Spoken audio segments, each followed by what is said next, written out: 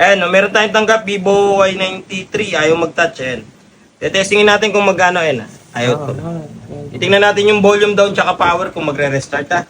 Testingin muna natin to ma'am para makalibre kayo. Kasi, magkano. Pre, may alam ka bang pagawa ng cellphone? Oo pre, sa Shiloh Marian's Repair Shop sa gagalangin Tondo. Magaling dun. May mga gusto ka bang ipagawa? Cellphone mo na luma o kaya sira? Halika na't dalhin mo na agad sa amin.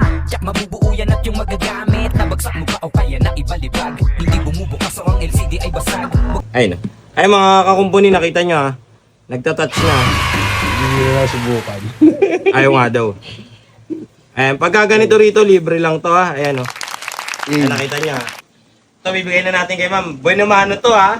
Ayan, ganito kami rito pag buena mano. Ayan, soli na natin kay ma'am. Ayan ma'am. Ayun po mga kakumpuni, nakita nyo, pagka basic dito, walang bayad ha. Partida, buena mano pa yan, kakabukas lang namin. Sa mga gusto magpagawa, PM nyo po ako sa Ian Andrew de la Cruz, yung may blue check. Pagka walang blue check mga kakumpuni, hindi po ako yun.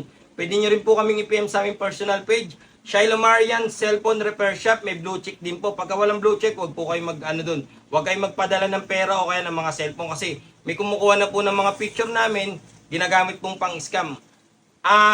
Every Sunday is family day po kami mga kakumpuni. Sarado po kami, wag na po kayong magpunta para hindi po sayang yung oras, pamasahe at pagod nyo.